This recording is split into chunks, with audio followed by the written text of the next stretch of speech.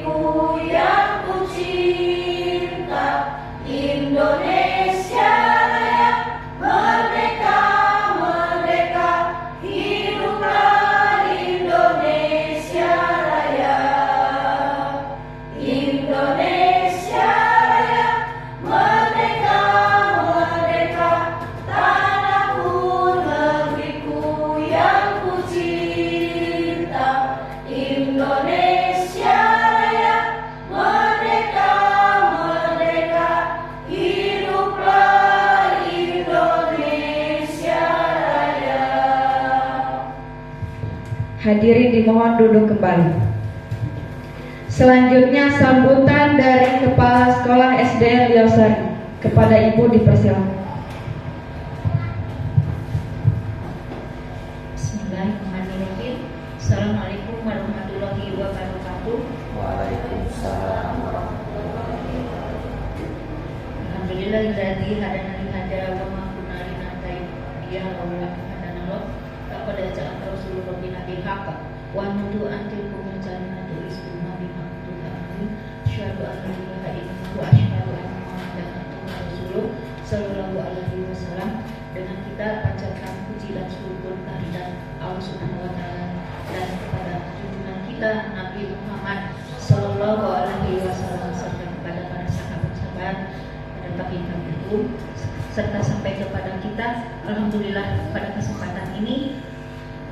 kita masih Allah paling beberapa nikmat yang sangat banyak, nikmat yang kepada kita, nikmat yang kepada kita harus perlu disyukuri. Yang paling pol di sini mungkin ya diberikan kesehatan, yang paling pol diberikan nikmat sehat. Alhamdulillah kita syukuri, kita masih bisa berkumpul dalam acara diseminasi penerapan budaya positif. Alhamdulillah kesempatan ini merupakan kegiatan Ibu Elniar Nurfadilah, calon guru penggerak angkatan 8. Ini lulus dari guru penggerak angkatan ke-8. Alhamdulillah guru di SDN Liosari ini warga kami lulus menjadi guru penggerak angkatan ke-8. Kepada Ibu Elniar, mohon maaf ya, sehari-hari di sini mungkin saya manggil kepada Ibu Elniar, dipanggilnya Ibu Ami di sini mungkin ya. Jadi seringnya saya panggil Ibu Ami beserta rekan-rekan di sini ya, Ibu Ami. Sebelumnya kepada guru-guru yang saya hormati, alhamdulillah masih bisa menghadiri acara diseminasi penerapan budaya positif ini. Mudah-mudahan bisa sampai selesai, sampai tuntas kegiatan ini, bisa melaksanakannya. Ibu Elmina, Bu Ami, mohon maaf ya, sering ini lupa nama Ibu Elmina karena sering memanggilnya Ibu Ami, jadi saya panggil Ibu Ami aja ya. Ibu Ami ini lulus calon guru penggerak angkatan 8 pada tahun 2023. Dan alhamdulillah Bu Elmina ini, Bu Ami ini lulus juga guru pegawai pemerintah dengan perjanjian kerja atau P3K tahun 2022. Alhamdulillah di warga SD Liosari ada tiga guru yang lulus menjadi guru guru P3K-nya tahun 2022. Alhamdulillah, mudah-mudahan para guru P3K bisa melaksanakan tugas dengan sebaik-baiknya. Dan alhamdulillah juga kepada Bu Ami, mudah-mudahan kegiatan diseminasi penerapan budaya positif ini bisa berjalan lancar, aman, sukses, dan barokah. Mudah-mudahan ini kegiatannya Bu Ami maksud saya Bu Ami di sekolah ini sangat rajin, tertib dalam kegiatan yang ada di sekolah di sini di SDN Liosari ini. Dalam melaksanakan KBM pun lancar, bagus, serta terhadap guru-guru masyarakat di sini berserta kepada orang tua bagus. Neng Ami, mudah-mudahan supaya ditingkatkan dalam bersosialisasi dengan masyarakat terutama ya. Mudah-mudahan Bu Ami dalam menjadi guru penggeraknya bisa terlaksana dengan lancar, aman, tertib, dan barokah. Rupanya sambutan dari saya cukupkan sekian. Wabillahi taufiq wal hidayah. Assalamualaikum warahmatullahi wabarakatuh.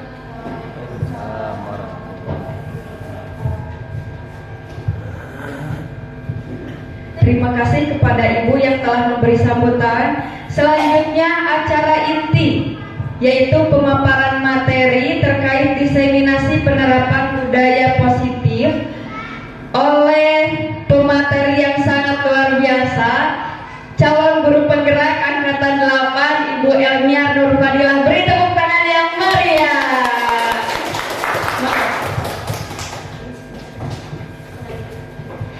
terima kasih kepada Bu Sima selaku moderator yang telah memberikan waktunya. Tidak apa-apa ya Ibu. Oke, alhamdulillah saya ucapkan terlebih dahulu Assalamualaikum warahmatullahi wabarakatuh. Bismillahirrahmanirrahim. Innal hamdalillah nahmaduhu wa nasta'inuhu wa nastaghfiruh wa na'udzu billahi min shururi anfusina wa min sayyiati a'malina. May yahdihillahu fala mudhillalah wa may yudhlil fala hadiyalah. Asyhadu an la ilaha illallah wa asyhadu anna Muhammadan abduhu wa rasuluhu amma ba'du. Puji dan syukur mari kita panjatkan kehadiran Allah Subhanahu wa taala karena atas karunia-Nya, nikmat-Nya dan rahmat-Nya alhamdulillah kita semua ibu bapak guru dapat berkumpul di kelas ini dalam kegiatan diseminasi penerapan budaya positif. Tak lupa salawat dan salam mari kita panjatkan kepada junjungan kita yaitu Nabi Muhammad SAW. Karena atas jasa beliau alhamdulillah dari zaman yang gelap gulita ya menjadi zaman yang terang menerang dengan syariat yang dibawa olehnya. Kemudian di sini saya akan mengucapkan terima kasih banyak kepada ibu bapak guru yang telah meluangkan waktunya untuk dapat mengikuti kegiatan diseminasi penerapan budaya positif. Kegiatan diseminasi penerapan budaya positif ini merupakan tugas aksi nyata saya atau tugas akhir dari modul 1. Alhamdulillah Ibu Bapak tidak terasa saya sudah 2 bulan mengikuti kegiatan pendidikan guru penggerak dan ini merupakan tugas akhir dari modul 1 yang mana saya akan mengikuti pendidikan dalam materi 3 modul, jadi baru 1 modul, masih ada 2 modul lagi yang saya harus ikuti. Baik Ibu Bapak, di sini saya akan memperkenalkan terlebih dahulu. Di sini memang ada saya, Elmia Nur Fadila, selaku masih calon ya Ibu Bapak ya. Mohon doanya agar bisa tuntas sampai akhir. Di sini saya calon guru penggerak angkatan 8. Kemudian juga ada Bu Dewi Ganeti selaku kepala sekolah SDN Liosari. Tentunya dengan adanya kegiatan ini semuanya itu alhamdulillah berkat dukungan dan izin dari Ibu Kepala Sekolah. Sehingga saya pun bisa sampai titik ini ada dukungan dari Ibu Kepala. Kemudian juga di sini ada Ibu Fitria Novita. Dia merupakan fasilitator saya. Dia berasal dari Riau. Jadi saya belum pernah bertatap muka dengan Bu Fitria, cuma bertemu secara online melalui Google Meet. Sedangkan di sini juga ada Bu Rani Nurhayati selaku pengajar praktik saya. Mungkin Ibu Bapak juga sudah ada yang bertemu ya dengan Bu Rani, karena Bu Rani adalah selaku pembimbing atau pendamping saya secara langsung ke sekolah, dan mungkin Ibu Bapak Guru juga kedepannya akan sering bertemu dengan Ibu Rani. Nah selanjutnya di sini pertama-tama saya ucapkan kepada Ibu Bapak Guru ya, guru yang hebat. Insya Allah saya percaya guru-guru di SDN Liosari itu luar biasa, kekeluargaannya, kerjasamanya, kolaborasinya bagus, dan saya senang gitu mengajar di sini. Alhamdulillah.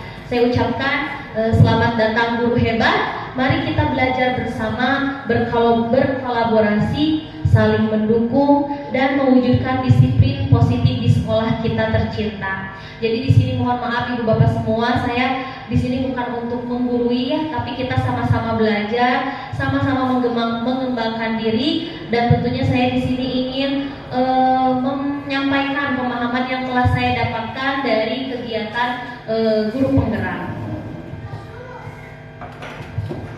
Selanjutnya di sini terdapat tujuan dari diseminasi. Ini untuk apa? Tujuan dari kegiatan ini adalah menyebarkan pemahaman dan penerapan tentang budaya positif untuk mewujudkan kualitas sekolah yang lebih baik. Marilah kita belajar bersama, saling berkolaborasi dan saling mendukung. Jadi Ibu Bapak di sini kita akan mencoba bersama-sama menerapkan kembali budaya positif. Tentunya betul ya, pasti di sekolah tujuan kita sebagai seorang pendidik itu ingin menciptakan lingkungan belajar yang aman, nyaman, menyenangkan kepada anak didik kita. Di sini saya akan mendapat ilmu baru tentang budaya positif dari guru penggerak untuk tentunya agar bisa meningkatkan kualitas sekolah agar bisa lebih baik. Jadi di sini kita sharing saja ya Ibu Bapak. kita belajar bersama, saling mendukung juga agar penerapan budaya positif ini dapat terlaksana dengan baik. Nah, sebelum masuk ke materi inti, karena memang di sini tadi sudah dijelaskan mengenai diseminasi penerapan budaya positif, maka saya akan terlebih dahulu menyampaikan apa itu sebetulnya budaya positif. Budaya positif ini pasti ya Ibu Bapak juga sudah tahu ya, cuman saya hanya ingin mengingatkan kembali bahwa budaya positif itu adalah sikap, nilai, kepercayaan, dan praktik-praktik yang menciptakan lingkungan yang mendukung. Mungkin praktik-praktik di sini juga bisa disebut sebagai pembiasaan-pembiasaan yang baik untuk menciptakan lingkungan yang saling mendukung, memotivasi orang untuk berkembang dan berkontribusi secara positif. Hal ini dapat dibentuk baik dalam keluarga, organisasi, tempat kerja, atau komunitas. Jadi pada dasarnya budaya positif ini memang tidak hanya untuk di sekolah saja, tapi dimanapun kita berada memang kita perlu melaksanakan kegiatan atau membudayakan budaya positif ini. Karena dari katanya saja, oh positif berarti hal-hal yang baik. Dalam materi budaya positif ini ada beberapa materi Ibu Bapak terkait konsep utama dari modul budaya positif ini. Ada 7 materi mengenai modul budaya positif. 7 utama ini, 7 materi inti ini insya Allah nanti saya akan jelaskan satu persatu. Kita akan belajar bersama mengenai modul budaya positif. Nah Ibu Bapak, karena tadi Ibu Bapak sudah mengajar, lebih baik sebelum saya memaparkan materi lebih jelasnya, kita bergerak dulu agar semangat lagi. Boleh Ibu Bapak? Masih semangat? Saya meminta tolong kepada Ibu Bapak, boleh kita berdiri dulu? Tidak apa-apa ya Bu ya, gerakannya anak-anak, karena memang kita di SD yang mengajar anak-anak. Jadi nanti kita bisa bersama-sama bergerak kembali, mempraktekkan kembali dengan anak-anak. Siap Ibu Bapak? Kita bergerak terlebih dahulu sebelum memasuki materi inti.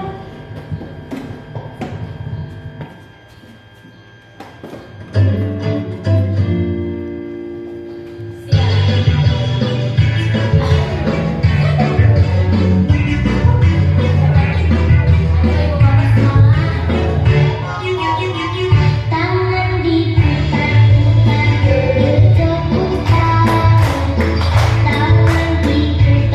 sambil nyanyi ya,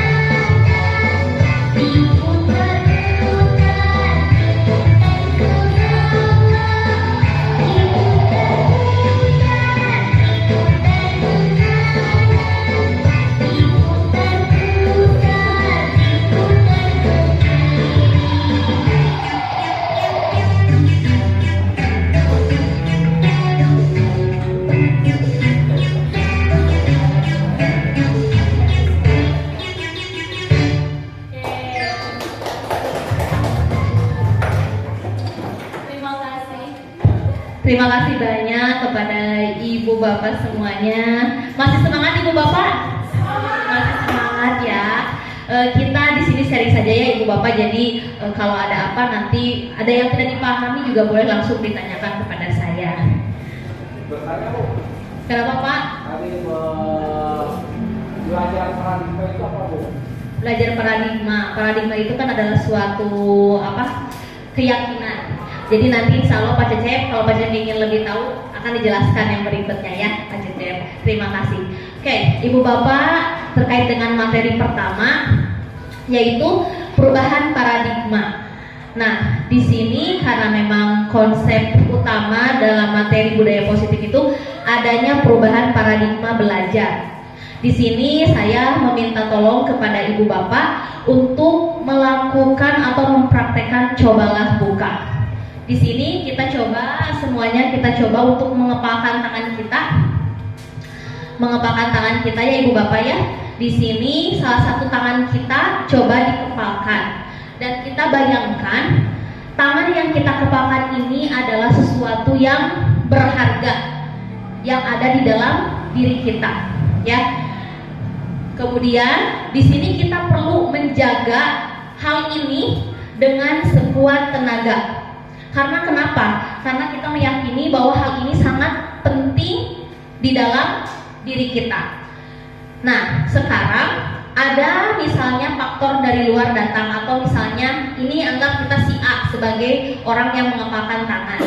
Datanglah si B.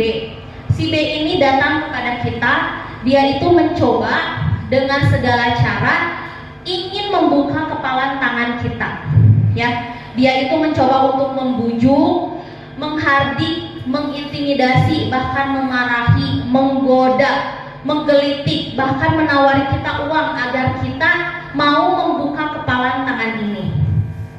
Nah, ibu bapak, yang jadi pertanyaannya adalah apakah kita sebagai orang yang melakukan kepalan tangan ini, apakah akan membuka kepalan tangan ini atau akan menutup kepalan tangan ini? Saya boleh bertanya kepada ibu bapak, apakah ibu bapak akan membuka atau menutup ketika ada dorongan dari luar yang ingin mencoba membukakannya dengan berbagai cara? Menutup. Membuka ingin tahu. Menutup ya, ibu bapak. Oke, jawabannya rata-rata di sini menutup ya, karena ingin mempertahankan apa yang ada di dalam diri kita, prinsip atau misalnya sesuatu yang berharga di dalam diri kita. Nah, intinya dalam kegiatan cobalah buka ini atau kepalan tangan ini adalah sesungguhnya yang memegang kendali atas diri kita adalah diri kita sendiri. Jadi yang akan menentukan segala sesuatu itu adalah diri kita sendiri. Nah, ini berkaitan dengan paradigma perubahan belajar yang ada pada murid kita. Terkadang kita berilusi gitu ya, bahwa kita sebagai guru akan bisa merubah anak didik kita atau kita akan bisa memaksa mereka. Ternyata tidak ibu bapak. Karena anak juga pada dasarnya mereka punya teori kontrol sendiri. Kita sebagai guru hanya bisa menuntun, hanya bisa mengarahkan mereka, tapi kita tidak akan bisa merubah apa yang ada di dalam diri anak didik tersebut. Jadi tetap yang menentukan dia mau baik mau tidak adalah anak didik kita sendiri, siswa sendiri. Kita di sini hanya berupaya. Mungkin beberapa guru ya ada yang beranggapan bahwa dah saya guru nak kumaha saya we budak teknik kumaha ge kumaha saya. Jadi kita beranggapan dengan berbagai cara kita akan bisa anak itu mau diapakan terserah kita. Ternyata tidak. Bahwa yang memegang kontrol itu adalah diri mereka sendiri. Tetap di sini kita hanya berupaya. Nah, ini berkaitan dengan perubahan paradigma. Yang tadinya kita selalu memberikan stimulus dan nanti kita beranggapan respon dari mereka akan selalu baik atau selalu nurut. Apalagi anak zaman sekarang ya, siswa sekarang itu Masya Allah terkait karakter atau perilaku terhadap guru itu beda antara guru sekarang dengan antara murid sekarang dengan murid dulu kala atau angkatan kita. Berbeda sekali ya ibu bapak ya, dan ini merupakan tantangan bagi kita.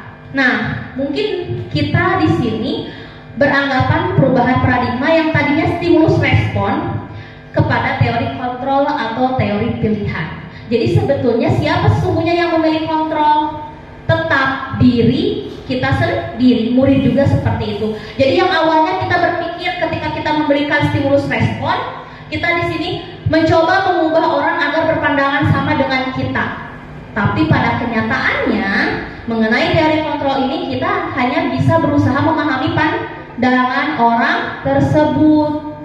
Kemudian perilaku buruk dilihat dari sebagai suatu kesalahan. Dan ternyata kalau dilihat dari teori kontrol itu sebetulnya setiap perilaku yang dilakukan oleh siapapun itu pasti ada tujuannya. Termasuk perilaku yang dilakukan oleh anak didik kita. Setiap perilaku yang dilakukannya adalah pasti memiliki tujuan. Mau baik mau buruk itu pasti sebetulnya ada tujuannya. Kemudian kalau dari stimulus respon, kita beranggapan, wah ketika kita memberikan stimulus seperti ini, orang lain akan bisa mengontrol saya. Tapi pada kenyataannya hanya Anda yang bisa mengontrol diri sendiri. Kemudian saya bisa mengontrol orang lain. Kita sebagai guru ya, saya bisa mengontrol orang lain. Tapi ternyata untuk menghadapi murid saja, untuk merubah mereka itu sebagai merubah karakter murid saja itu sebagai suatu tantangan bagi kita ya. Karena memang kita tidak bisa mengontrol orang lain untuk langsung berubah. Kita hanya bisa berupaya. Kemudian pemaksaan. Kalau kita melakukan stimulus respon dengan pemaksaan, pasti nanti kalau ini hasilnya nanti bakal bujukan gagal. Jujur saja kadang saya di kelas gitu ya, ini saya pengalaman sebagai guru kelas 1 sekarang. Ada anak yang melakukan kesalahan, sudah jelas dia salah. Ini ya menurut saya merupakan tantangan anak sekarang. Dia sudah berbuat salah. Saya meminta kepada anak tersebut untuk meminta maaf kepada temannya dengan misalnya melakukan rujukan, ayo kan kamu sudah membuat salah. Tapi anak sekarang mereka bagaimana Bu, Pak, ketika disuruh meminta maaf? Kadang mereka itu hanya diam saja.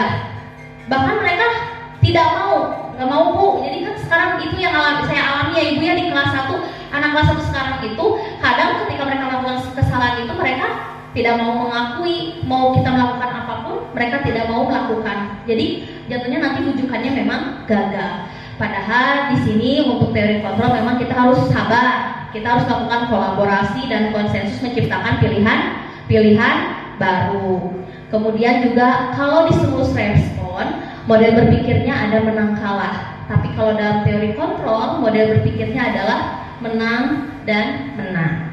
Ini adalah terkait perubahan paradigma yang tadinya dari stimulus respon dirubah menjadi teori kontrol atau teori pilihan. Nah, selanjutnya di sini sekarang kita ingin melakukan pembelajaran dengan paradigma baru. Ibu Bapak tentu sekarang sudah tahu ya bahwa kurikulum kita itu dari awalnya kurikulum 2013 akan berubah ya menjadi kurikulum Merdeka, dan di dalam kurikulum Merdeka ini sudah digaungkan pembelajaran berdiferensiasi ya. Dan sebetulnya kalau kita saya sendiri gitu renungkan, sebetulnya kita sebagai guru sudah ya Bu ya melakukan pembelajaran berdiferensiasi dari dulu kala juga.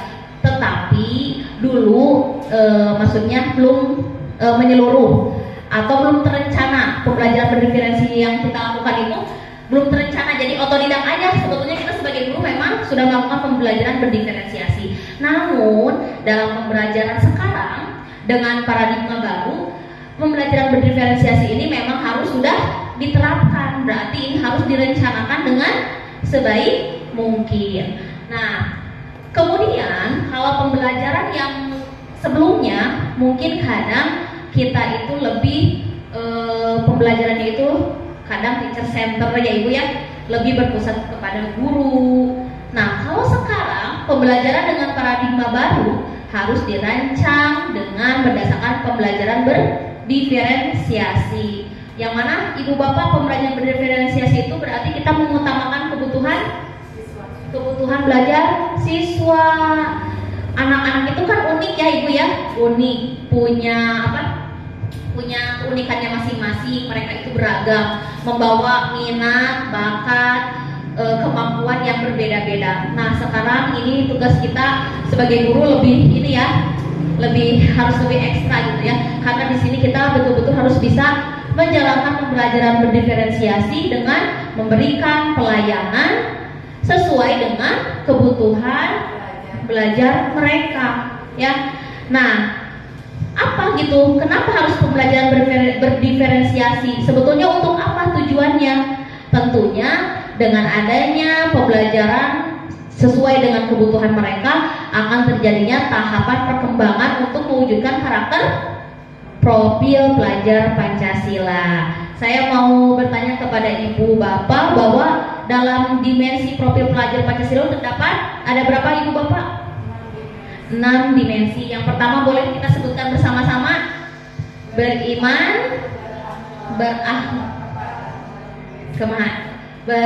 beriman, bertakwa, berakhlak mulia kepada Tuhan Yang Maha Esa. Yang kedua, mandiri. Ketiga, berpikir kritis. Yang keempat, kreatif. Yang kelima, bergotong royong. Keenam, berkebinekaan global. Nah, ini merupakan 6 dimensi profil pelajar Pancasila. Pada profil pelajar Pancasila ini sebetulnya terdapat nilai-nilai kebajikan yang memang harus dimiliki oleh siswa. Jadi kita berharap dengan adanya pembelajaran dengan paradigma baru, dengan adanya pembelajaran berdiferensiasi yang memang sebetulnya kita sudah lakukan dari dulu, tapi yang sekarang memang harus lebih terencana, harus betul-betul direncanakan dengan matang, kemudian dilaksanakan di dalam kelas dengan betul-betul secara jelas. Selanjutnya Ibu Bapak, berkaitan dengan perubahan paradigma belajar, di sini tentunya hasilnya kita ingin menciptakan peserta didik kita yang memiliki disiplin positif. Nah, saya mau bertanya kepada Ibu Bapak, kira-kira kalau ada kata disiplin berkaitannya dengan apa ya? Sikap, kemudian kalau ada disiplin pasti akan ada sebuah aturan. Betul Ibu. Kalau misalkan ada kata disiplin pasti dengarnya itu aturan, peraturan. Nah, begitupun anak didik kita. Kalau anak didik kita mendengar disiplin pasti ada peraturan.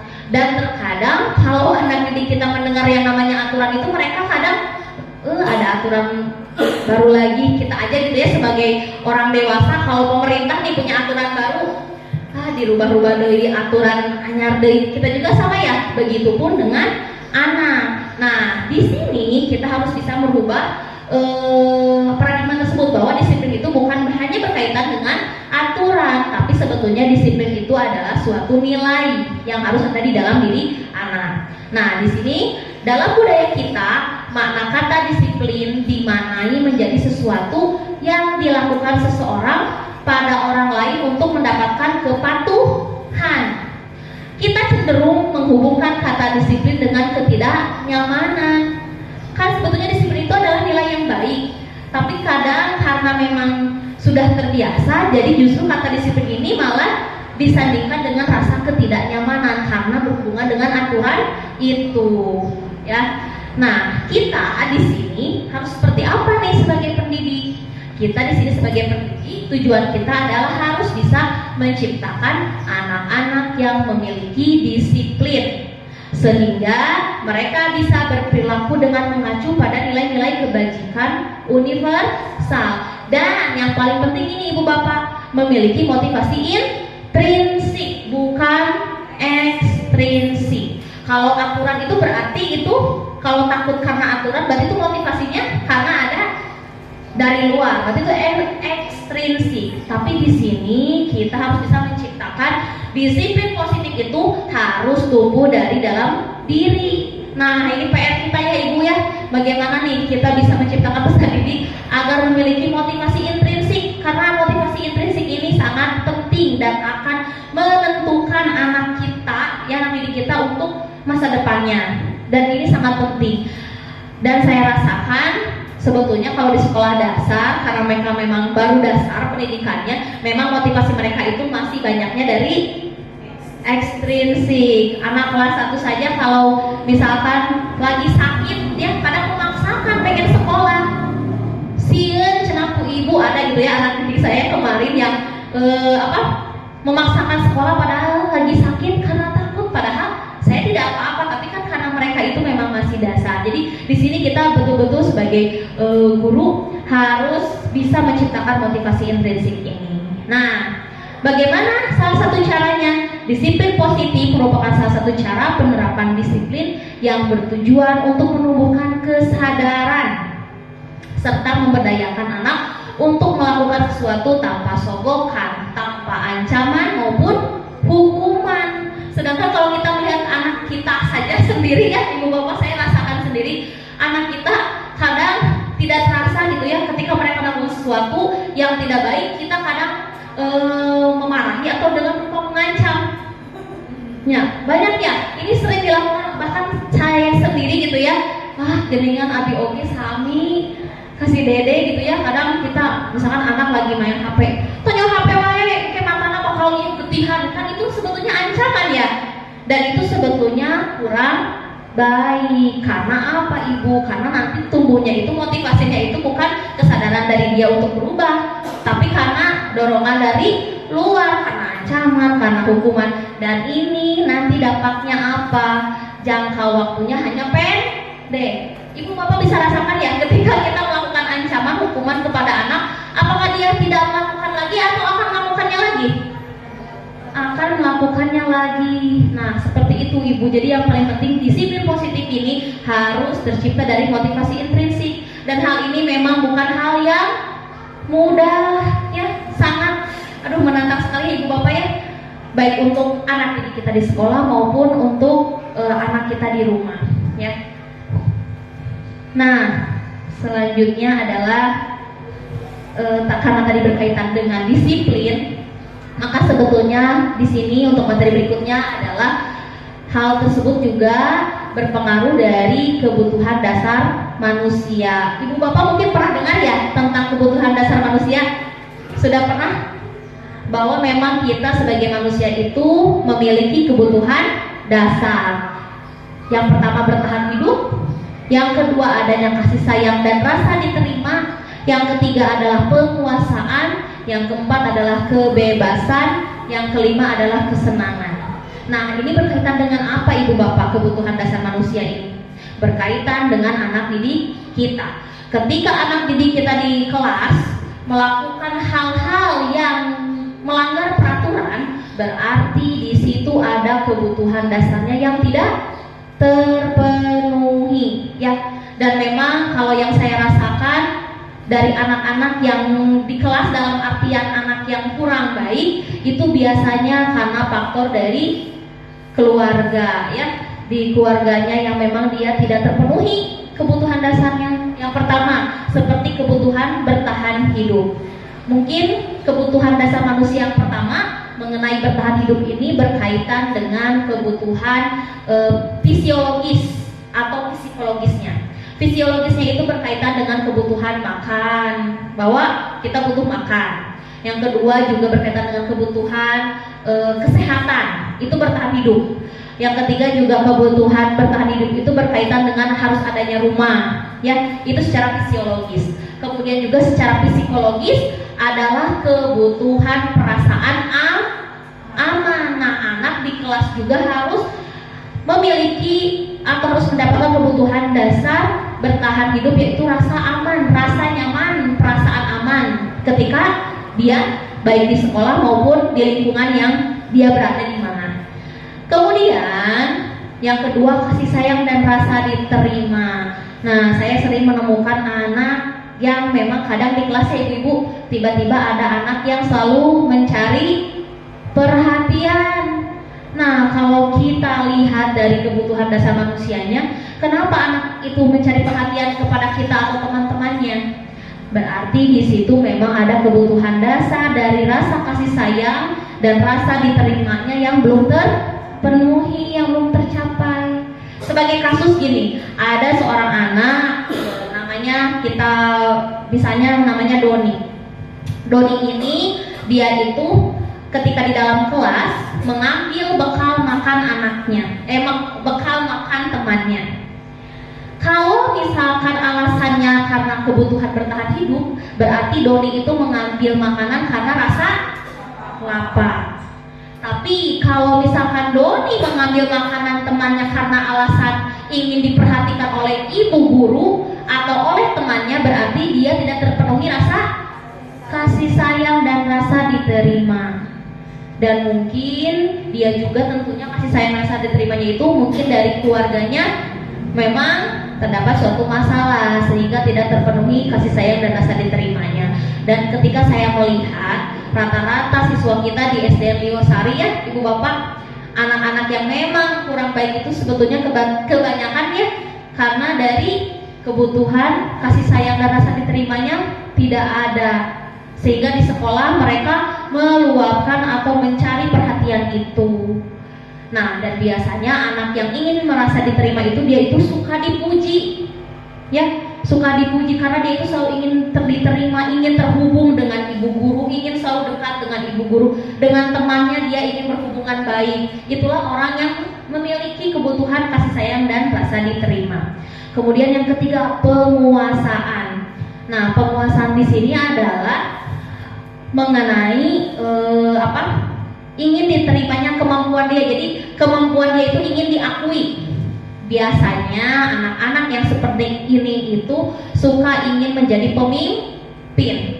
Nah, anak yang kebutuhan dasarnya mengenai penguasaan, biasanya anak ini ingin menjadi pemimpin. Kemudian dia itu akan idealis lah ya, seperti itu, idealis. Ketika dia melakukan kesalahan, dia itu kecewa. Kemudian ketika lomba atau apapun ingin dia yang ditunjuk. Mau ngerjain apa atau yang duluan ke depan tuh ingin dia. Berarti di situ ada kebutuhan dasar dia yang ingin dipenuhi, yaitu kebutuhan dasar penguasaan. Atau misalnya Doni ini.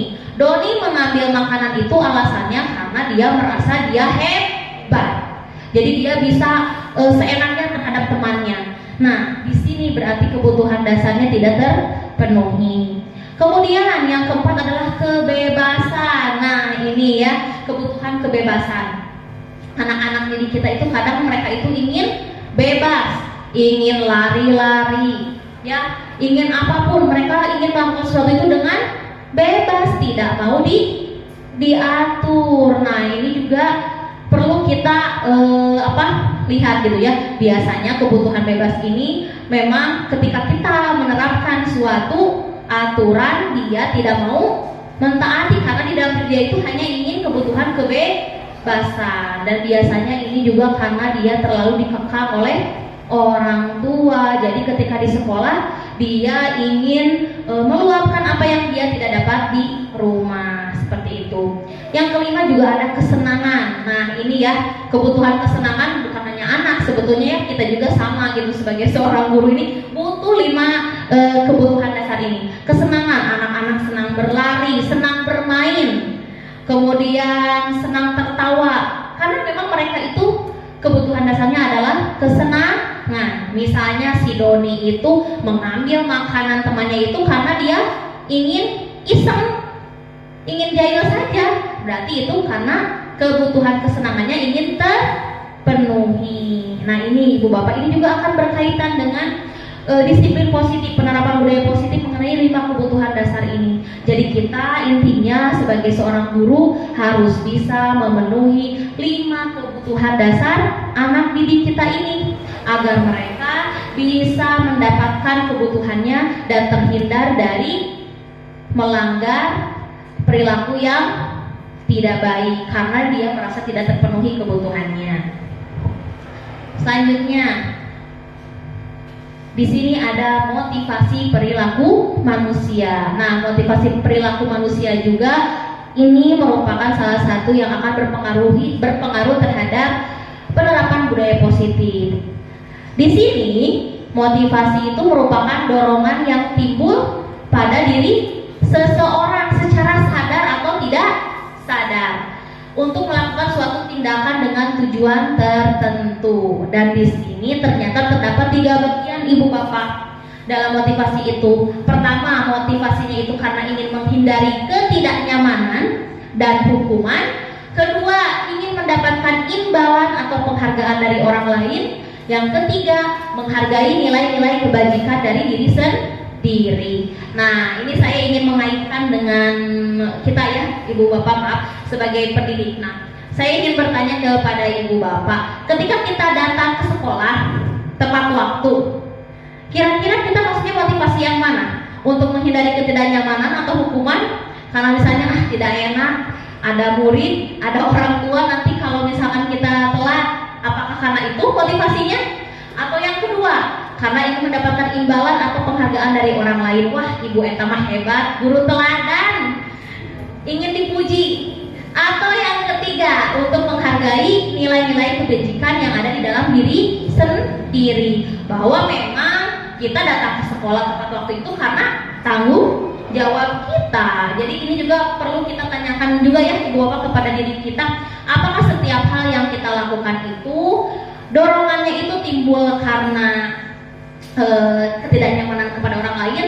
Kadang kita berperilaku karena tidak nyaman dengan si A, kita melakukan itu ya, atau karena kita takut karena ingin mendapatkan penghargaan. Tapi yang paling penting, motivasi itu harus timbul memang dari nilai kebajikan yang ada di dalam diri kita. Sebagai contoh di sini, murid melakukan disiplin diri karena takut dihukum. Ini merupakan motivasi ekstrinsik, dan sebetulnya ini masih banyak tidak Ibu Bapak di murid kita, masih banyak ya. Kemudian karena dia ingin mendapatkan imbalan atau penghargaan dari orang lain.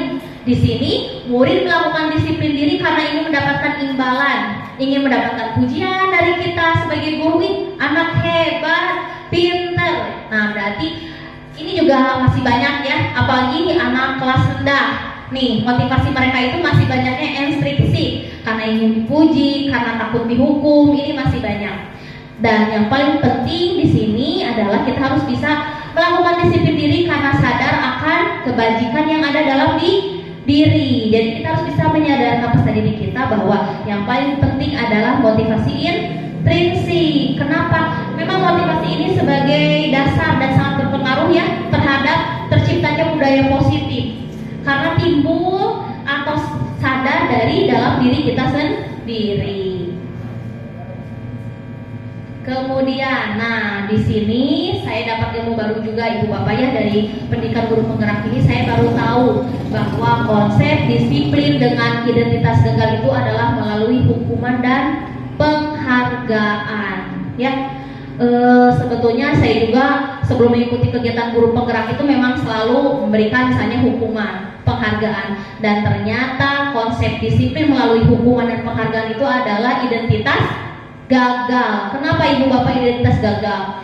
Ketika kita memberikan hukuman kepada anak didik kita, maka yang akan didapatkan oleh anak didik kita adalah rasa yang menyakitkan. Betul Ibu Bapak? Sebetulnya memang niat kita untuk memperbaiki dia, tapi yang namanya anak, karena dia masih proses belajar, terkadang ketika kita menghukum itu justru mereka mengartikan yang lain. Mereka merasa itu adalah hal yang menyakitkan. Kemudian timbulnya hal yang tidak nyaman. Kan ketika dia dihukum biasanya dilihat juga ya oleh teman-teman yang lain. Maka akan timbulnya rasa tidak nyaman. Kemudian, nah ini juga yang harus hati-hati ya, malah akan menimbulkan murid takut. Anak didik kita sekarang itu ya mental-mentalnya memang berbeda Ibu Bapak. Ketika kita sebagai guru berniat untuk merubah mereka, tapi mereka itu kadang salah mengartikan. Nah, maka untuk sekarang, untuk menghadapi siswa kita yang sekarang, memang menurut saya sendiri hukuman ini memang perlu perlu diperbaiki, perlu betul-betul dievaluasi lagi. Nah, kemudian juga kalau hukuman itu sifatnya memaksa. Kenapa itu Bapak?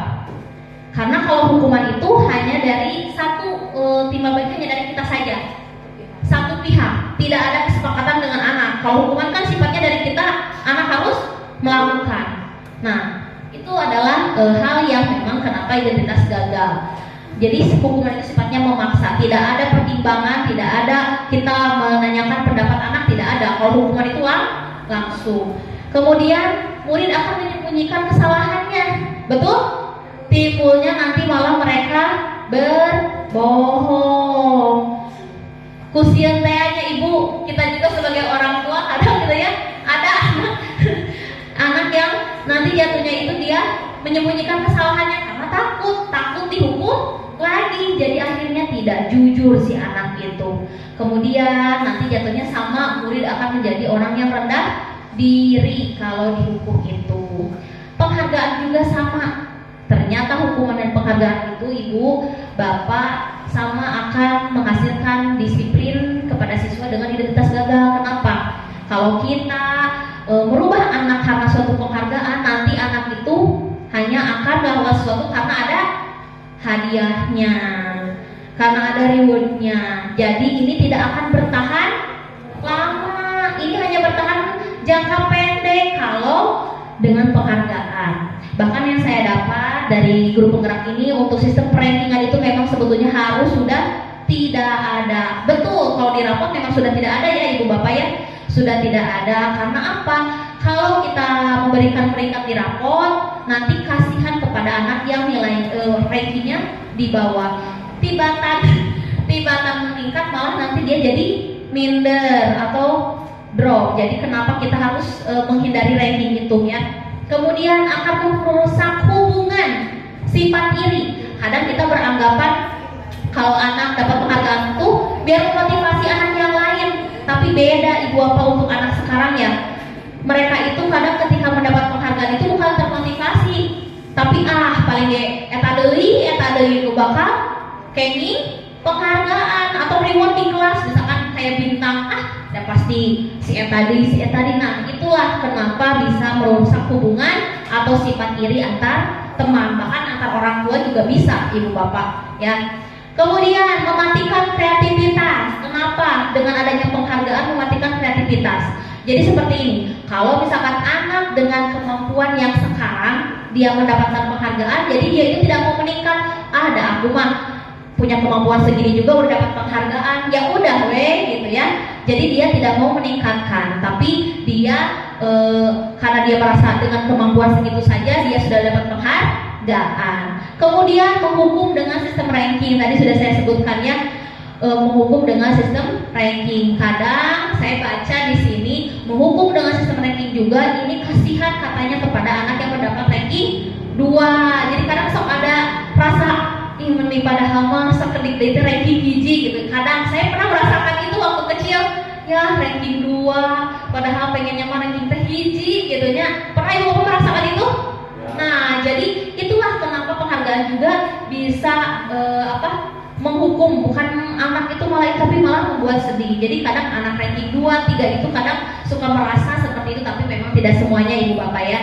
Nah, kemudian akan merampas hak menghargai dirinya. Jadi yang awalnya anak itu melakukan sesuatu itu karena memang untuk nilai kebajikan dia sendiri, tapi dengan adanya penghargaan, jadilah ada perubahan dirinya terhadap menghargai kemampuan yang dia miliki. Kemudian, nah di sini ada konsep disiplin dengan identitas sukses. Ya, yang pertama adalah dengan adanya konsekuensi. Tapi di sini konsekuensi ini kan pasti sudah disepakati ya. Kalau konsekuensi kan ada kesepakatan antara dua pihak atau antara guru dengan anak. Dan peraturan ini pasti sudah diketahui oleh anak terlebih dahulu. Beda dengan hukuman. Kalau hukuman mah si anak tidak tahu, tapi kalau konsekuensi pasti sudah ada kesepakatan sebelumnya. Nah, di sini juga dalam konsekuensi itu ada penguatan jangka pendek, tetap jangkanya pendek, tidak akan bertahan lama. Kemudian tetap perlu monitoring berkelanjutan. Jadi kalau misalkan ada anak didik kita tidak mengerjakan PR, kita beri konsekuensi dia dengan misalnya mengerjakan di waktu istirahat. Nah, besoknya kita harus tetap melakukan monitoring berkelanjutan. Apakah anak itu akan mengerjakan PR lagi atau tidak? Jadi itulah kalau konsep disiplin dengan konsekuensi. Kemudian adanya stimulus respon juga. Kemudian konsekuensi itu membuat murid menghormati peraturan. Adanya kehilangan waktu untuk merenungi kesalahan. Memang ini konsekuensi ini memang lebih tingkatannya lebih baik dari penghargaan dan hukuman. Tapi tetap konsekuensi juga bertahannya itu hanya jangka pendek. Dan saya Ibu Bapak mendapatkan ilmu baru dari kegiatan pendidikan guru penggerak itu adalah konsep disiplin dengan menerapkan restitusi. Nah, di sini restitusi itu apa sih? Restitusi itu adalah proses disiplin dengan murid bertanggung jawab atas setiap perilaku yang dia lakukan. Ya. Kemudian di sini fokus pada pemecahan masalah jangka panjang. Jadi dalam proses restitusi ini, ketika anak melakukan kesalahan, kita tidak langsung menghukum, tapi kita ajak dulu mereka berbicara. Kita lakukan berbagai pertanyaan-pertanyaan kepada anak didik kita, dan kita memfasilitasi mereka untuk mencari sendiri solusi dalam mempertanggungjawabkan kesalahan yang telah dia buat. Nanti insya Allah nanti ada ininya ya, materi lebih jelas di berikutnya Ibu Bapak. Kemudian juga murid akan lebih menghormati dirinya dan orang lain, karena dengan restitusi itu nanti kita akan bertanya tentang nilai-nilai kebajikan. Jadi dia akan lebih menghormati dirinya dan orang lain. Kemudian di sini restitusi itu masuk ke teori kontrol, yang mana dia yang akan memegang kontrolnya sendiri, yang kita harapkan tentunya untuk dia bisa berubah untuk menjadi lebih baik. Dan di sini murid akan bersemangat memperbaiki kesalahan, karena kita sebagai guru itu berkolaborasi dengan dia, melakukan komunikasi dengan dia terkait dengan ingin seperti apa kamu merubah kesalahan yang telah kamu buat. Nanti insya Allah lebih jelasnya ada di materi berikutnya. Nah, sekarang saya ingin ini aja bertanya jawab dengan Ibu Bapak ya. Mari kita menjawab, apakah pernyataan yang pertama ini hukuman atau konsekuensi? Kita jawab bersama-sama ya Ibu Bapak ya. Mencatat 100 kali di dalam buku kalimat, saya tidak akan terlambat lagi karena terlambat ke sekolah. Hukuman atau konsekuensi? Betul, nanti kita cek ya Ibu Bapak. Kemudian pelari mengelilingi lapangan basket 2 kali karena terlambat hadir di sekolah. Hukuman. Murid diminta untuk push up 15 kali karena tidak menggunakan masker ke sekolah. Hukuman. Menggantikan kertas tugas teman yang telah dicoret-coret. Oke. Membersihkan tumpahan air di meja tulis karena tersenggol pada saat belajar. Konsekuensi. Murid disuruh untuk mengenakan sepatu seharian di sekolah karena tidak mengenakan sepatu hitam. Hukuman. Lari mengelilingi lapangan basket 2 kali karena terlambat 10 menit untuk pelajaran PJOK. Hukuman. Oke, kita cek ya Ibu Bapak. Oke, mohon maaf yang terakhir memang hukuman, cuma saya lupa belum mengeditnya. Jadi alhamdulillah ya Ibu Bapak juga sudah tentunya ya sudah bisa membedakan antara hukuman dan konsekuensi. Betul memang hukuman yang terakhir juga. Nah, lain saja. Ternyata waktu tidak terasa Ibu Bapak ya. Oke, konsep disiplin tadi karena sudah diperkenalkan dengan restitusi ya Ibu Bapak, lebih jelasnya apa sih sebetulnya konsep disiplin dengan pendekatan restitusi itu apa ya? Nah, pendekatan dengan restitusi itu adalah sebuah cara menanamkan disiplin positif pada murid. Jadi caranya tidak lagi hukuman, tidak lagi penghargaan, tidak lagi konsekuensi, tapi melalui restitusi. Apa sebetulnya itu restitusi? Nah, restitusi itu adalah proses menciptakan kondisi bagi murid untuk memperbaiki kesalahan mereka. Dengan cara apa? Memperbaiki kesalahan mereka sehingga mereka bisa kembali pada kelompok mereka dengan memiliki karakter yang lebih kuat. Di sini restitusi itu harus dilakukan dengan proses kolaboratif yang mengajarkan murid untuk mencari solusi. Nah, mencari solusi untuk masalah yang dia buat dan membantu mereka berpikir tentang ingin menjadi orang seperti apa kamu gitu ya. Tujuan W-nya kamu nanti ingin seperti apa ke depannya dan bagaimana mereka harus memperlakukan orang lain. Jadi dalam pendidikan ini saya mendapatkan bahwa untuk mendisiplinkan murid itu kita bisa menggunakan restitusi. Dengan cara apa? Kita mengajak mereka untuk memperbaiki kesalahan mereka sendiri dengan cara kita berkolaborasi. Tentunya cara-caranya itu kita harus berbicara dengan mereka, bertanya lebih jauh alasan-alasannya. Nanti juga saya akan jelaskan di segitiga restitusi ya Ibu Bapak ya. Kemudian ciri-ciri restitusi. Ciri-ciri restitusi itu adalah bukan menebus kesalahan. Kalau hukuman kan itu untuk menebus kesalahan ya Ibu Bapak ya. Tapi di sini adalah kita membuat anak untuk belajar dari kesalahan karena memang manusia itu tidak pernah luput dari salah. Kemudian juga untuk memperbaiki hubungan. Nah, dengan adanya anak yang berbuat salah, kita menggunakan restitusi ini adalah untuk memperbaiki hubungan kita juga terhadap si anak. Yang ketiga, tawaran bukan paksaan. Jadi ini kita menawarkan bukan memaksa. Menuntun untuk melihat ke dalam diri, mencari kebutuhan dasar yang mendasari tindakan. Fokus pada karakter bukan tindakannya. Menguatkan dan fokus pada solusi. Nah, ini adalah ciri-ciri dari restitusi. Nah, di sini contoh siswa yang tidak mengerjakan PR. Biasanya kalau kita ingin menghukum, biasanya guru itu akan menghukum siswa tersebut. Misalnya ini tapi sudah tidak ya di kita. Format bendera selama 10 menit. Ya, selama 10 menit atau guru marah kepada murid dan dia menjadi takut. Ini adalah contoh kita melakukan dengan hukuman. Kalau kita melakukan dengan konsekuensi, yaitu guru akan memberikan konsekuensi untuk mengerjakan PR ketika istirahat. Kemudian guru akan tegas dan siswa akan menghormati peraturannya.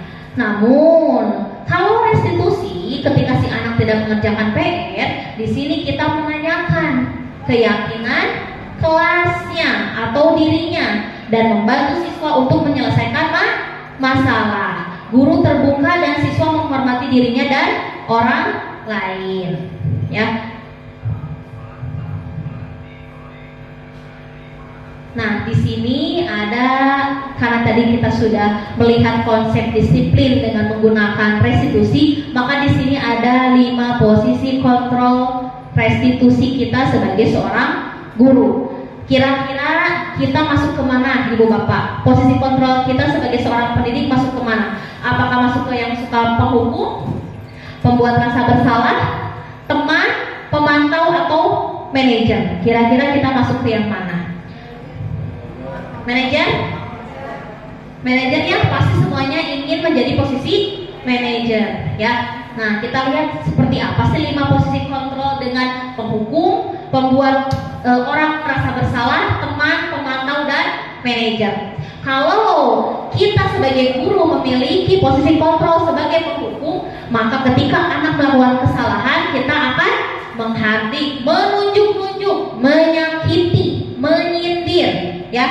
Kalau kita ingin membuat anak kita menjadi orang yang paling bersalah, membuat murid kita merasa bersalah, nanti kita akan banyak ceramah atau ibu kecewa sekali dengan kamu nak. Nah, maka di sini akan menimbulkan anak yang merasa bersalah. Kemudian kalau teman, nah biasanya kalau guru sebagai posisi teman ini memang dia dekat dengan anak, sering bercanda, tapi nanti anaknya akan ketergantungan ibu bapak dengan guru tersebut. Jadi ada yang aku mah nggak mau sama ibu itu, dah aku mah dekatnya sama ibu ini. Nah, ini akan menimbulkan seperti itu, ya kalau posisinya teman.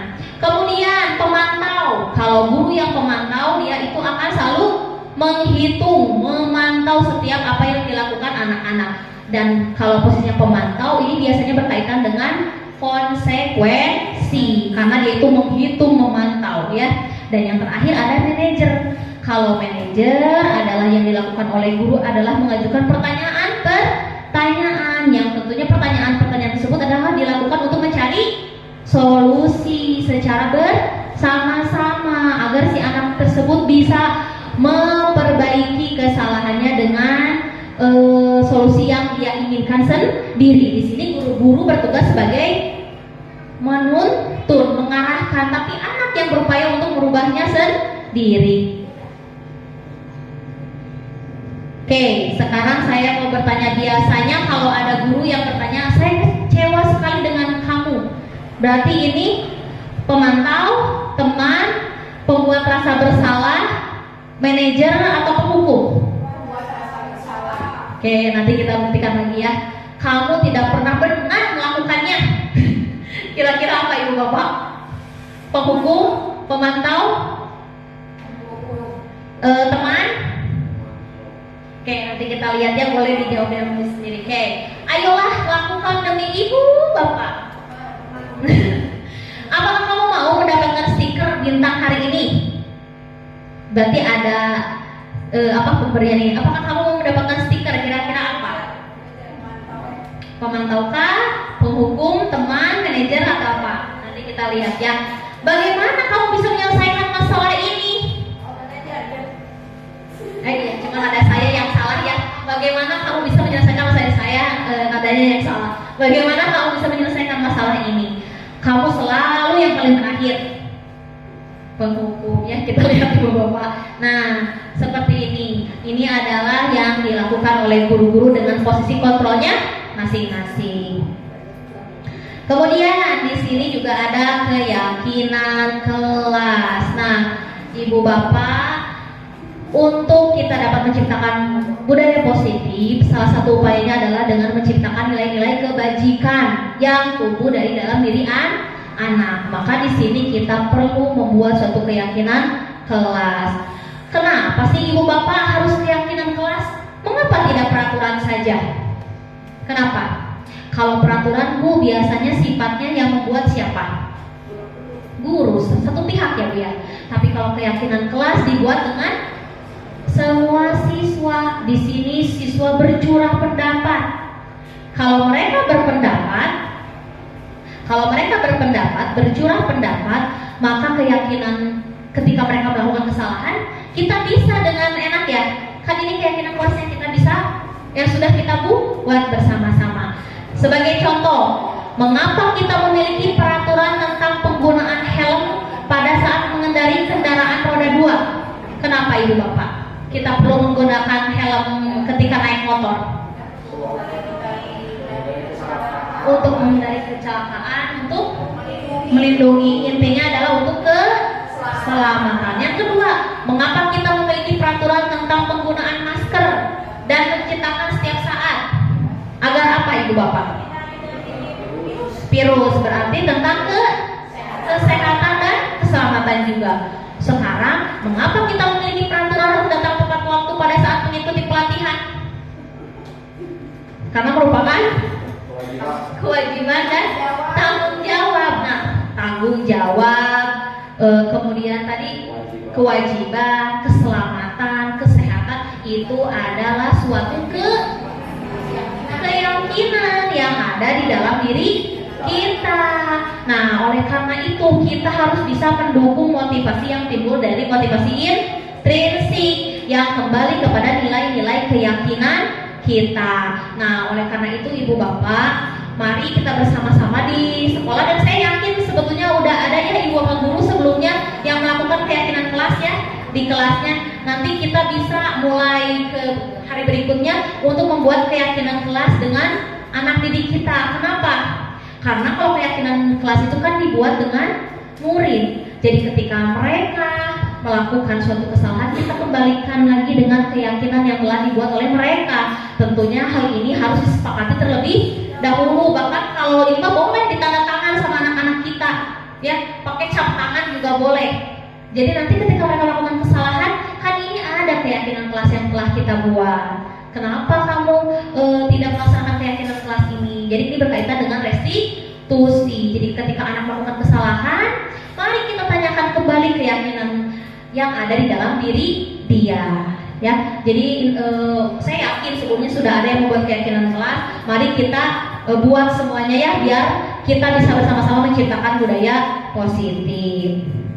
Nah, bagaimana pembentukan keyakinan kelas? Nanti ketika Ibu Bapak ini mempraktekkan pembuatan keyakinan kelas, maka di sini kita bisa melakukan dengan yang lebih abstrak. Jadi kalau keyakinan kelas itu sifatnya abstrak, tidak konkret seperti peraturannya Ibu Bapak ya, boleh lebih abstrak. Kemudian juga berupa pernyataan yang universal. Jadi nilai-nilai kebajikan yang universal. Asalkan hal itu untuk hal yang baik, maka kita buat sebagai suatu keyakinan. Yang ketiga, dibuat dalam bentuk positif. Kalimat yang digunakan juga kalimat yang positif. Kalau peraturan kan misalnya jangan buang sampah, nanti kita bisa ganti dalam kata keyakinan kelas itu dengan buanglah sampah pada tempatnya atau jagalah kebersihan. Jadi kata-katanya itu lebih positif. Misalnya jangan berkata kasar, kita bisa menggantinya dengan berbicaralah dengan baik. Nah, jadi kalau keyakinan kelas itu lebih menggunakan kata-kata yang positif. Jadi menghindari kata jangan, walaupun memang ada juga sih yang tidak bisa dihilangkan ya jangan tidaknya, tapi lebih baik kita hindari, kita rubah menggunakan kalimat yang positif. Kemudian kita kondisikan dengan kondisi kelas ya, agar mudah diterapkan. Pasti setiap keyakinan kelas itu berbeda-beda karena kita melihat juga kondisi yang terjadi kepada siswa kita di dalam kelas. Kemudian semua warga kelas atau sekolah dilibatkan. Nah, boleh untuk membentuk keyakinan kelas itu tidak hanya murid, tidak hanya guru, kita juga bisa melibatkan warga sekolah yang terlibat untuk membuat itu. Nah, ini adalah bagaimana pembentukan suatu keyakinan kelas. Kemudian kemarin beberapa hari berikutnya saya juga sudah melakukan kegiatan membuat keyakinan kelas dengan anak didik saya. Cuma kalau yang namanya anak kelas 1 memang mereka masih belum paham seutuhnya ya, apalagi mereka itu masih MPLS, masih masa transisi. Cuma sedikit demi sedikit bisa dipahami oleh anak. Di sini kita berdiskusi dulu dengan anak-anak. Kalau untuk saya anak kelas 1 tetap disebutkan dulu peraturan-peraturan seperti apa, tapi peraturan tersebut kita rubah menjadi suatu keyakinan atau kesepakatan kelas. Nanti anak-anak menulis sendiri. Nah, ini yang penting Ibu Bapak ya, suruh anak untuk menulis sendiri, kemudian ditempelkan. Atau misalkan karena kurang rapi nih tulisan anak, kita ketik tapi berdasarkan hasil dari kesepakatan bersama, itu boleh nanti ditempelkan di dalam kelas. Nah, ini contoh-contoh kesepakatan kelas atau keyakinan kelas. Jadi jangan terlambat ke sekolah, kita ganti jadi datang tepat waktu, mengucapkan salam, menjaga kebersihan sekolah, berdoa sebelum dan sesudah kegiatan, aktif dalam pembelajaran, terpenting. Ini adalah contoh kalimat dari pembuatan keyakinan atau kesepakatan kelas. Nah, pada dasarnya Ibu Bapak untuk menciptakan budaya positif tentunya kita perlu menciptakan lingkungan yang positif, lingkungan yang aman, nyaman, menyenangkan, dapat memotivasi murid, mereka senang, dan itu bisa kita lakukan melalui keyakinan kelas. Ketika keyakinan kelas sudah terlaksana, maka insya Allah peraturan di kelas pun akan terlaksana. Nah, mengenai materi berikutnya yaitu berkaitan dengan segitiga restitusi. Jadi Ibu Bapak tadi kita di awal sudah mengetahui ya tentang restitusi itu proses kita dengan anak untuk si anak bisa belajar dari kesalahan yang dia buat. Nah, untuk melakukan restitusi itu bisa dengan 3 cara Ibu Bapak. Yang pertama adalah dengan menstabilkan identitas anak dulu. Jadi ketika si anak melakukan kesalahan, kita coba stabilkan identitasnya. Misalnya di sini kita semua akan melakukan hal yang terbaik yang bisa kita lakukan. Atau di sini menstabilkan identitas itu adalah bahwa setiap orang itu pasti pernah melakukan kesalahan. Kemudian kamu bukan satu-satunya orang yang melakukan ini. Jadi ketika anak melakukan kesalahan, kita stabilkan dulu. Karena kalau misalkan anak melakukan kesalahan sama kita dimarahi, kira-kira dia itu akan berubah atau malah maka di sini kita harus stabilkan dulu identitasnya. Yang kedua, kita validasi tindakan yang salah. Validasinya dengan cara apa? Bahwa setiap perilaku itu pasti memiliki alasan. Setiap perilaku yang dilakukan itu pasti punya alasan. Yang ketiga, kita menanyakan keyakinan. Kan kita sudah membuat keyakinan kelas nih. Kira-kira dari keyakinan kelas yang kamu buat, apakah kamu melanggar keyakinan kelas yang telah dibuat? Nanti kita bisa seperti itu. Kita semua memiliki motivasi internal. Nah, di sini dalam proses yang tadi yang pertama ya Ibu Bapak ya, menstabilkan identitas. Di sini kita membuat anak merasa gagal karena berbuat salah menjadi positif terhadap dirinya. Jadi untuk membuat anak yang merasa gagal ini karena berbuat salah, kita tumbuhkan hal yang positif untuk dirinya. Misalnya dengan berkata apa nih di stadion identitas, guru bisa berkata seperti ini: berbuat salah itu adalah hal yang manusiawi, tidak ada manusia yang sempurna. Bapak Ibu juga pernah berbuat salah. Yang kedua, kita pasti bisa menyelesaikan permasalahan ini. Bapak Ibu tidak tertarik untuk mencari tahu siapa yang benar, siapa yang salah, tapi Bapak Ibu lebih tertarik untuk menyelesaikan masalah. Kalau kamu menyalahkan dirimu sendiri terus-menerus, apakah kamu bersikap baik pada dirimu sendiri? Nah, nanti Ibu bisa melakukan cara dalam stabilitas identitas itu, salah satu contohnya dengan berkata seperti ini. Kemudian untuk validasi kebutuhan atau untuk validasi kesalahan, kan anak itu ketika melakukan kesalahan berarti ada kebutuhan dasarnya yang tidak terpenuhi. Maka bagaimana nih di sini? Kita membantu murid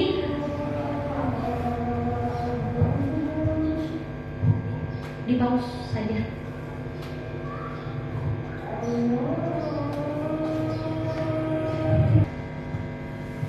Baik Bapak Ibu, kita lanjutkan kembali karena tadi sedang adzan zuhur, jadi kita istirahat terlebih dahulu. Kita akan lanjutkan lagi ke materi berikutnya tentang validasi kebutuhan.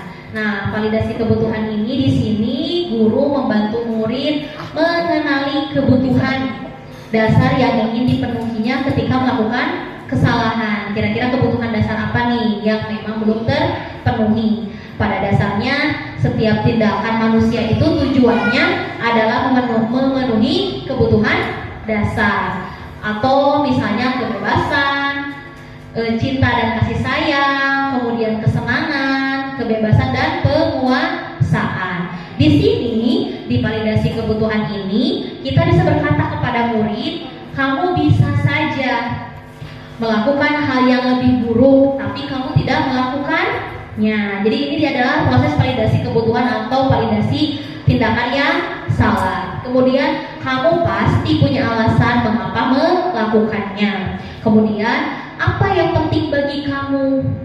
Kamu boleh tetap berusaha menjaga sikap itu, tapi tambahkan sikap yang lain yang baru. Maukah kamu belajar cara lain untuk mendapat yang kamu butuhkan tanpa harus memukul? Kemudian, apakah kamu bisa melakukan dengan lebih baik besok? Jadi ini adalah contoh dari cara kita berkata kepada murid dalam memvalidasi kebutuhannya. Selanjutnya, yaitu yang terakhir dalam proses segitiga restitusi adalah menanyakan keyakinan. Jadi kenapa kita perlu membuat keyakinan kelas itu adalah untuk kita bisa melihat anak, melihat kesalahannya dihubungkan dengan norma sosial atau nilai-nilai kebajikan yang telah dibuat di keyakinan kelas, ya, yang mendasari setiap anak itu berinteraksi dengan orang lain. Di sini guru bisa berkata apa? Apa nilai yang kita percaya di kelas atau di sekolah kita? Nilai-nilai universal apa yang telah kita sepakati? Kemudian kelas yang ideal itu seperti apa sih? Kamu ingin jadi anak yang seperti apa? Apa yang kamu rasakan? Ketika kamu melakukan itu, kamu akan menjadi orang yang seperti apa? Jadi di sini guru mencoba menanyakan keyakinan, dan tentunya keyakinan ini dikembalikan dengan nilai-nilai yang memang harus ada di dalam diri anak didik kita. Tentunya nilai-nilai kebajikan. Baik Bapak Ibu, karena ada waktu di sini saya akan menayangkan beberapa contoh. Kemarin saya diberi tugas untuk membuat skenario segitiga restitusi. Hanya saja ini untuk tingkat anak kelas 1 ya Ibu Bapak, bisa dijadikan sebagai contoh.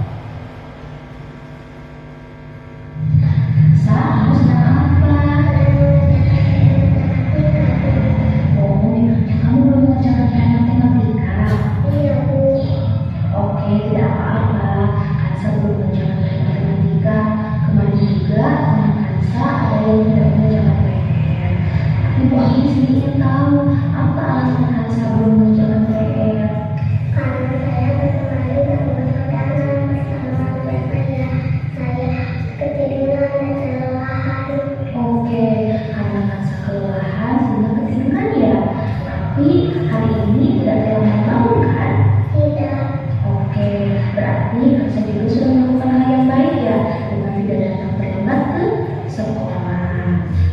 lagi dari kesalahan yang akan saya buat, yaitu tidak mengerjakan PR. Apakah sudah mengerjakan dengan kelas yang tidak tepat? Oke, kira-kira kelas apa yang sudah dilaksanakan oleh Kansa? Oke, dua. Berarti Kansa belum bertanggung jawab ya atas tugas yang diberikan oleh kami. Tanggung jawab itu tentu tidak nak. Kalau Kansa tahu tanggung jawab ini, kira-kira apa yang akan dilakukan oleh Kansa untuk memperbaiki diri ke depannya?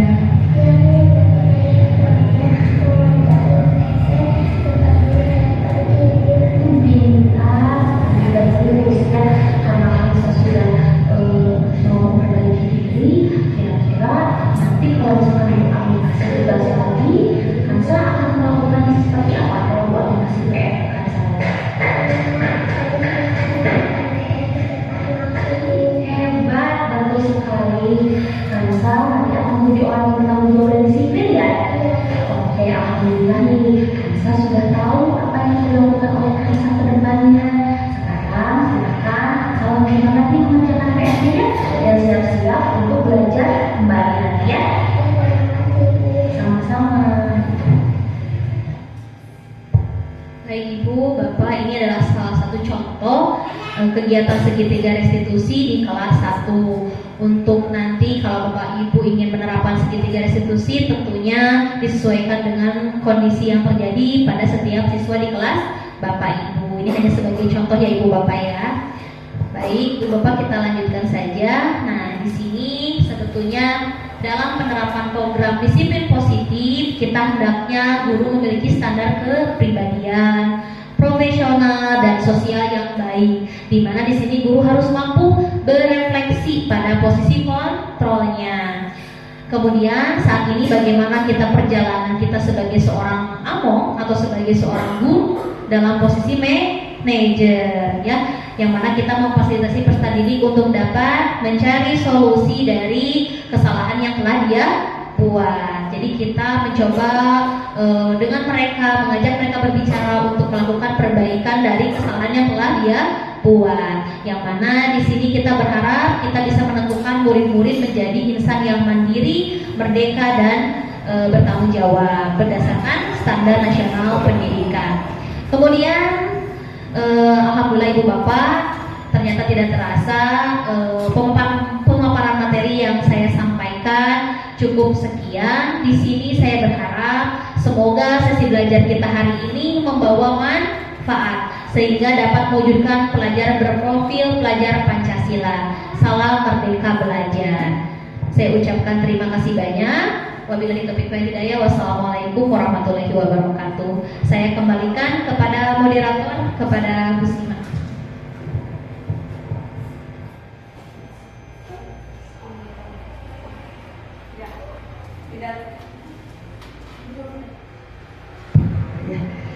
Tidak terasa waktu sudah pukul 12 lebih.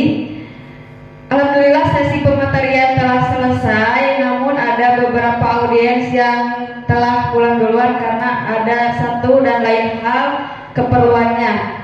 Selanjutnya sesi tanya jawab, hanya satu pertanyaan saja ya Ibu Bapak, silahkan. Ada yang ingin ditanyakan?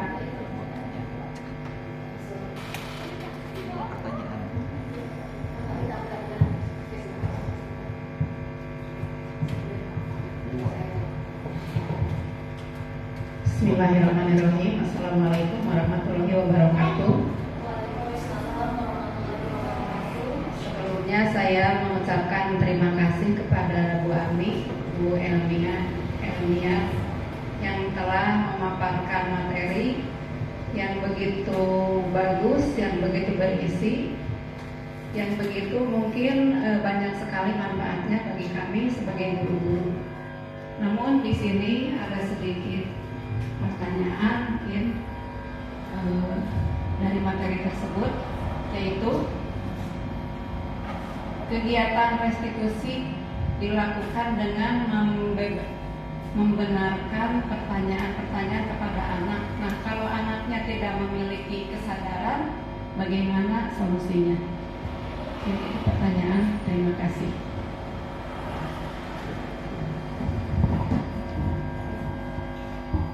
Terima kasih kepada Bu Uung yang telah memberikan pertanyaan terkait dengan kegiatan restitusi ya, bahwa memang dalam kegiatan restitusi ini kan kita melibatkan peserta didik. Nah, bagaimana caranya ketika kita melakukan kegiatan restitusi tapi anak tidak memiliki kesadaran seperti itu, Bu? Tidak memiliki kesadaran. Nah, tentunya Ibu Bapak dalam proses kegiatan restitusi ini kita harus sabar. Semuanya berproses dan ini merupakan tugas kita sebagai seorang guru. Mungkin yang bisa kita lakukan ketika si anak itu tidak memiliki kesadaran untuk memperbaiki diri, maka kita sebagai guru harus terus berupaya melakukan apa? Melakukan pendekatan dengan dia, melakukan komunikasi dengan anak tersebut. Kita cari tahu latar belakangnya, kebutuhan dasar apa yang kiranya tidak terpenuhi oleh anak tersebut.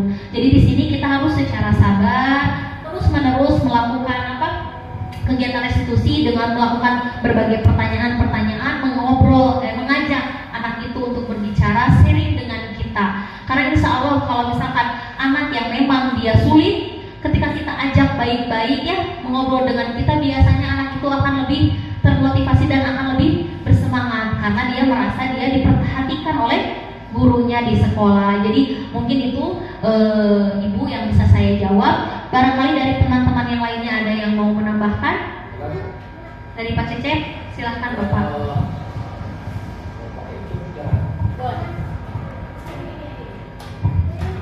Bismillahirrahmanirrahim. Assalamualaikum warahmatullahi wabarakatuh.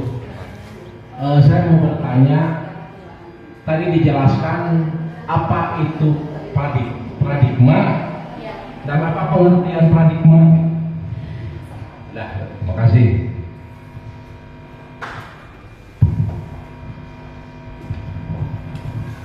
Terima kasih kepada Pak Cecep. Pak Cecep bertanya apa itu paradigma, dan tadi memang kenapa pengertiannya paradigma. Paradigma itu kan sebetulnya suatu keyakinan ya yang memang harus ada di dalam diri seseorang. Dan kenapa harus paradigma? Karena di sini kita dalam lingkungan budaya positif itu berarti kita berusaha untuk merubah suatu lingkungan untuk menjadi lebih baik. Maka di sini kenapa bahasanya paradigma belajar? Karena kita ingin merubah keyakinan yang tadinya kurang baik menjadi lebih baik. Seperti itu Bapak. Cukup Pak? Ya. Baik, terima kasih. Mungkin langsung saja ya. Apakah dari Ibu Bapak ada yang ditanyakan? Karena masih ada waktu. Ada yang ditanyakan kembali? Atau ada yang memberikan umpan balik? Boleh Ibu Bapak. Kalau tidak tanya jawab boleh umpan balik.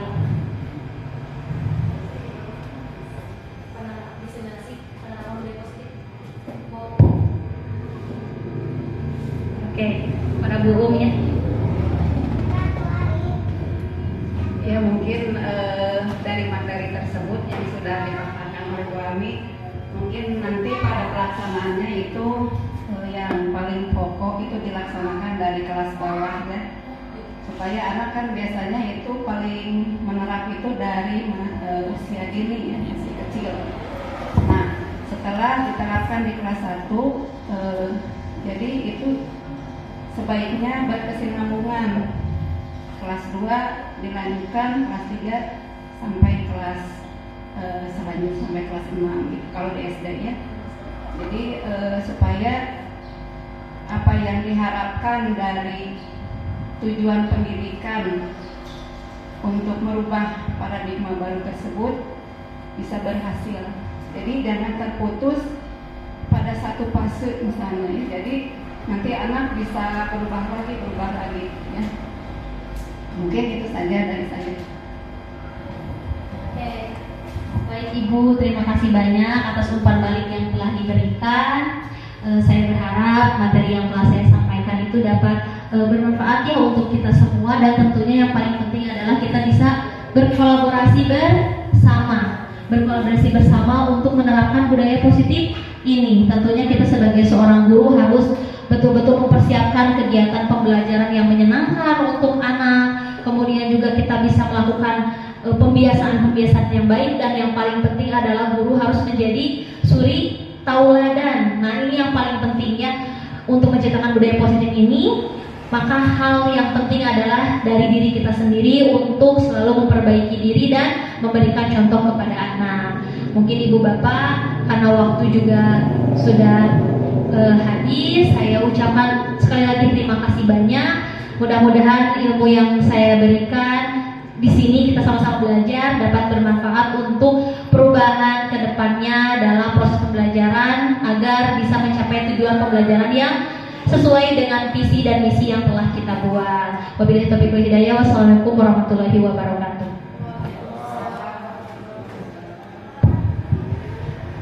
Alhamdulillah, pematerian kali ini telah selesai dan sukses tanpa ekses. Mudah-mudahan ibu bapak semua dapat bersinergi dalam membangun pendidikan yang lebih baik lagi. Saya tutup kegiatan kali ini untuk mengucapkan hamdalah bersama-sama. Alhamdulillahirabbil alamin. Wassalamualaikum warahmatullahi wabarakatuh.